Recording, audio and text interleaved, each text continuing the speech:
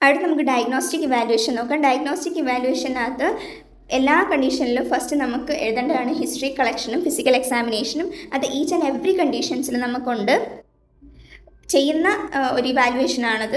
ഞാൻ സെപ്പറേറ്റ് ആയിട്ട് വേറെ വീഡിയോ ചെയ്യാം എന്തൊക്കെയാണ് കോമൺ ആയിട്ട് എല്ലാത്തിനും വരുന്നതെന്ന്. സോ നമുക്കിപ്പോൾ നോക്കാം ഡയഗ്നോസ്റ്റിക് ഇവാലുവേഷൻ. ആദ്യം ഹിസ്റ്ററി കളക്ഷനാണ്. ഹിസ്റ്ററി കളക്ഷൻ എന്ന് പറയുമ്പോഴത്തേക്ക് നമുക്ക് എന്തെങ്കിലും പാസ്റ്റ് മെഡിക്കൽ ഹിസ്റ്ററി മുമ്പ് വന്നിട്ടുണ്ടോ ഇല്ലയോ അങ്ങനത്തെ കാര്യങ്ങളൊക്കെയാണ് ഹിസ്റ്ററി കളക്ഷനിൽ വരുന്നത്. പിന്നെ വരുന്നത് എന്താണ് ഫിസിക്കൽ എക്സാമിനേഷൻ. ഫിസിക്കൽ എക്സാമിനേഷനിൽ നമ്മൾ എന്തെങ്കിലും നേസൽ സെപ്റ്റം ഡീവിയേഷൻ ഉണ്ടോ, എന്തെങ്കിലും നമ്മുടെ മൂക്കിന് മാറ്റങ്ങളുണ്ടോ, അങ്ങനത്തെ കാര്യങ്ങൾ ഫിസിക്കലി വരുന്ന ചേഞ്ചസിനാണ് നമ്മൾ ഫിസിക്കൽ എക്സാമിനേഷനകത്ത് എഴുതുന്നത്. എക്സാമിന് എഴുതാൻ നിങ്ങളത് എടുത്ത് ഫിസിക്കൽ എക്സാമിനേഷൻ ഹെഡിങ് കൊടുത്തിട്ട് ഡീറ്റെയിൽ ആയിട്ട് താഴോട്ട് എടുത്ത് എഴുതണം പോയിന്റ് വൈസ്. അപ്പോൾ ഇതിനകത്ത് അക്യൂട്ട് സൈനസൈറ്റിസിനകത്തുള്ള ഡയഗ്നോസ്റ്റിക് ഇവാലുവേഷനാണ് നോക്കുന്നത്. ഇതിനകത്ത് ഏതാണ് endoscopy, CT scan, laboratory testing. ഇപ്പോൾ എൻഡോസ്കോപ്പി ചെയ്യുന്നത് എന്തിനാണ്? പെർഫോം ടു ഇൻസ്പെക്ട് ഇൻസൈഡ് സൈനസിൻ്റെ ഉള്ളിൽ എന്തെങ്കിലും പ്രശ്നങ്ങളുണ്ടോ എന്ന് ചെക്ക് ചെയ്യാൻ വേണ്ടിയിട്ടാണ് എൻഡോസ്കോപ്പി ചെയ്യുന്നത്. CT സ്കാൻ ചെയ്യുന്നത് എന്തിനു വേണ്ടിയിട്ടാണ്? It helps to identify abnormalities or suspected complications. സൈനസിനകത്ത് അല്ലെങ്കിൽ നേസൽ ഏരിയക്കകത്തോ എന്തെങ്കിലും അബ്നോർമാലിറ്റീസോ കോംപ്ലിക്കേഷൻസോ ഉണ്ടോ എന്ന് ചെക്ക് ചെയ്യാനാണ് CT സ്കാൻ നമ്മൾ ചെയ്യുന്നത്. പിന്നെ ലബോറട്ടറി ടെസ്റ്റിംഗ് പറയുമ്പോഴത്തേക്കും അതിനകത്ത് മെയിനായിട്ട് മ്യൂക്കസ് കൾച്ചറൊക്കെയാണ് വരുന്നത്. നമ്മുടെ മ്യൂക്കസ് കളക്ട് ചെയ്തിട്ട് അത് നമ്മൾ കൾച്ചറിന് കൊടുക്കും. അപ്പോൾ നമുക്ക് എക്സ്ട്രാ എന്തെങ്കിലും മൈക്രോ ഓർഗാനിസംസ് പ്രസൻ്റ് ആണോ ഇല്ലയോ എന്നൊക്കെ നമ്മൾ കൾച്ചർ ചെയ്യുമ്പോൾ കിട്ടും. സോ നമ്മൾ എക്സാമിന് ഡയഗ്നോസ്റ്റിക് ഇവാലുവേഷൻ എഴുതുമ്പോൾ ഇതിൻ്റെ പേരും ടെസ്റ്റിൻ്റെ പേരും എഴുതുക. അതേപോലെ അത് കുറച്ച് ഇലാബറേറ്റ് ചെയ്ത് എഴുതാൻ ശ്രമിക്കാനല്ല എഴുതണം, എങ്കിലേ മാർക്ക് കിട്ടും. നെക്സ്റ്റ് വണ്ണ് ആക്ച്വലി നമ്മൾ ടൈപ്സ് ഡെഫിനിഷൻ കഴിഞ്ഞു, ടൈപ്സ് കഴിഞ്ഞ് ഇറ്റിയോളജി ആൻഡ് റിസ്ക് ഫാക്ടേഴ്സ് കഴിഞ്ഞിട്ട് പത്തോഫിസിയോളജിയാണ് പറയേണ്ടത്.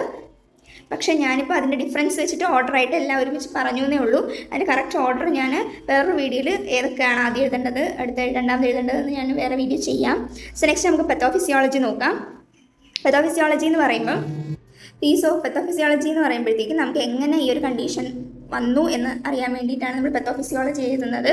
സോ നമ്മൾ ഏത് പത്തോഫിസിയോളജി എഴുതി കഴിഞ്ഞാലും ആദ്യം എഴുതുന്ന ഒരു സ്റ്റെപ്പാണ് due to etiology and risk factors such as എന്ന് പറയുമ്പോൾ നമ്മൾ നേരത്തെ പഠിച്ച ഇറ്റിയോളജി റിസ്ക് ഫാക്ടേഴ്സിലും കുറച്ച് ഏതെങ്കിലും 3-4 എഴുതുക. അതായത് ഇതിനകത്ത് വരുന്ന polyps, cystic fibrosis, rhinitis, smoking etcetera. അത് കഴിഞ്ഞിട്ട് ആ ഒരു സെൻറ്റൻസ് എല്ലാ കണ്ടീഷനും നമുക്ക് എഴുതണം. ഫസ്റ്റ് സ്റ്റെപ്പായിട്ട് വിച്ച് ലീഡ്സ് ടു ആണ് ഈ arrow mark. Which leads to inflammation and oedema, which leads to opening അല്ലെങ്കിൽ obstruction of paranasal sinus, which leads to occlusion of ostia, that is opening of sinuses, which leads to mucosillae, which leads to acute sinusitis, which leads to incomplete resolution of acute inflammation and damage to mucous membrane sinuses, which leads to chronic sinusitis.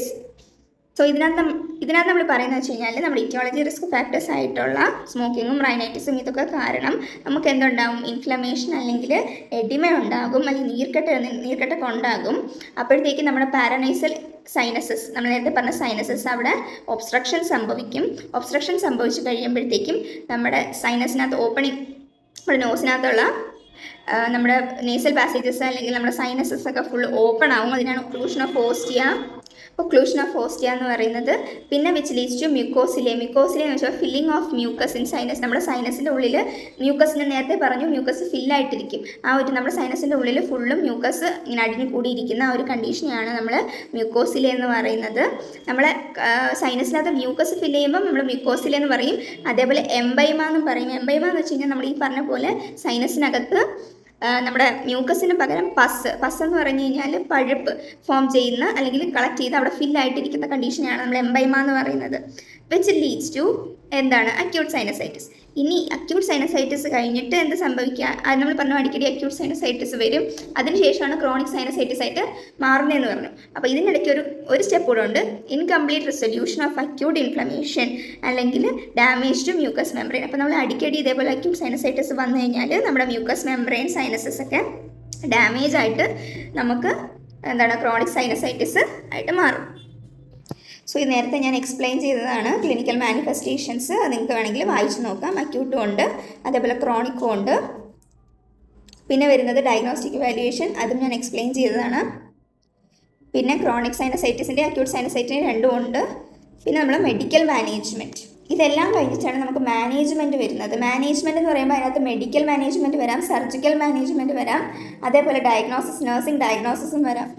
Medical management എന്ന് പറയുമ്പോഴത്തേക്കും pharmacological management ആണ്. എന്തൊക്കെ medicines നമ്മൾ ഈ ഒരു കണ്ടീഷന് വേണ്ടിയിട്ട് കൊടുക്കുമെന്നുള്ളതാണ് നമുക്ക് ഈ മാനേജ്മെൻറ്റിനകത്ത് എഴുതുന്നത്. ഇതിനകത്ത് പെയിൻ റിലീഫേഴ്സ്, അതായത് അനാൽജസിക്സ്, പിന്നെ ആൻറ്റിബയോട്ടിക്സ് കൊടുക്കാം, നേസൽ കോർട്ടിക്കോസ്റ്റെറോയിഡ്സ് കൊടുക്കാം, നേസൽ ഡീകൺജസ്റ്റൻ്റ് കൊടുക്കാം, നേസൽ ഇൻസ്റ്റിലേഷൻസ് അല്ലെങ്കിൽ നേസൽ സ്പ്രേ കൊടുക്കാം. ഇത്രയും സംഭവങ്ങൾ കൊടുക്കാം. പെയിൻ റിലീഫേഴ്സ്, നമുക്ക് ഈ മെഡിസിൻസിൻ്റെ പേര് ആദ്യമൊക്കെ ഭയങ്കര പാടായിരിക്കും, പക്ഷെ നമ്മൾ കുറച്ചുകൂടെ എന്നും വായിച്ച് റിവൈസ് ചെയ്ത് കഴിഞ്ഞാൽ കുറച്ചുകൂടെ എളുപ്പമായിട്ടിരിക്കും. അപ്പോൾ നിങ്ങൾക്ക് ഇഷ്ടമുള്ള പെയിൻ റിലീഫേഴ്സ് കൊടുക്കുക. ഇതിനകത്ത് ഞാൻ ആസ്പിരിനും മോട്ടറിനൊക്കെ അസറ്റാമിനോഫിനൊക്കെയാണ് കൊടുത്തിരിക്കുന്നത്. Antibiotics amoxicillin, clavulanate. സോ ഇതൊക്കെ ജസ്റ്റ് 2 or 3 നന്നായിട്ട് പഠിച്ചു വെക്കുക. നേസൽ കോർട്ടിക്കോസ്റ്റെറോയിഡ്സ് ആയിട്ട് ഫ്ലൂട്ടിക്കാസോണ്, ബെക്ലാമെഥാസോണ്, പിന്നെ മൊമെറ്റാസോണ്. ഇതെന്ന് പറയുന്നത് ഈ നേസൽ കോർട്ടിക്കോസ്റ്റെറോയിഡ്സ് എന്തിനു വേണ്ടിയിട്ടാണ് കൊടുക്കുന്നത്? ടു പ്രിവെൻറ്റ് ദ ഇൻഫ്ലമേഷൻ, അല്ലെങ്കിൽ നമ്മുടെ ഇൻഫ്ലമേഷൻ പ്രിവെൻറ്റ് ചെയ്യാനോ ട്രീറ്റ് ചെയ്യാനോ വേണ്ടിയിട്ടാണ് കൊടുക്കുന്നത്. ഈ നേസൽ ഡീകൺജസ്റ്റ് എന്തിനാണ്? നമ്മുടെ നേസിൽ എന്തെങ്കിലും മൂക്കിൽ എന്തെങ്കിലും ഒബ്സ്ട്രക്ഷൻസ് ഉണ്ട് എന്നുണ്ടെങ്കിൽ നമ്മൾ അവിടെ റിലീഫ് കിട്ടാൻ വേണ്ടിയിട്ടാണ് നേസൽ ഡീകൺജസ്റ്റൻ്റ് കൊടുക്കുന്നത്. നിങ്ങൾക്ക് എന്തെങ്കിലും ഡിഫിക്കൽട്ടീസ് ഉണ്ടെങ്കിൽ വേറെ ആയിരുന്നാലും മെഡിസിൻസ്, ആൻറ്റിബയോട്ടിക്സ് വേറെ ആയിരുന്നാലും നിങ്ങൾക്ക് ഗൂഗിളിലൊക്കെ നോക്കിയിട്ട് അതിൻ്റെ പേര് പഠിച്ചു വെക്കാമെന്നേ ഉള്ളൂ. ജസ്റ്റ് 2-3 എണ്ണം മസ്റ്റായിട്ടും പഠിച്ചു വെക്കുക. പിന്നെ നമുക്ക് സ്റ്റീം ഇൻഹലേഷൻ കൊടുക്കാം. അതേപോലെ hot wet packs in face, നമ്മുടെ സൈനസിൻ്റെ മേളിൽ സൈനസ് ഏരിയയിൽ ഹോട്ട് വെറ്റ് പാക്സ് ഒക്കെ വെച്ച് കൊടുക്കാം. അത് നമ്മുടെ ഇൻഫ്ലമേഷൻ അല്ലെങ്കിൽ എഡിമയൊക്കെ കുറയ്ക്കാൻ വേണ്ടി സഹായിക്കും. പിന്നെ നമ്മൾ ഈ പറഞ്ഞതുപോലെ സ്റ്റീം ചെയ്യുക, അപ്പോഴും നമ്മുടെ മ്യൂക്കസൊക്കെ ഈ ഒത്തിരി കട്ടിയായിട്ടിരുന്ന് കരിഞ്ഞു പോകാൻ വേണ്ടിയിട്ട് അതും ചെയ്യാം. പിന്നെ അക്യൂട്ടിനും ക്രോണിക്കിനും രണ്ടും ഡിഫറെൻറ്റ് മെഡിക്കൽ മാനേജ്മെൻറ്റാണുള്ളത്.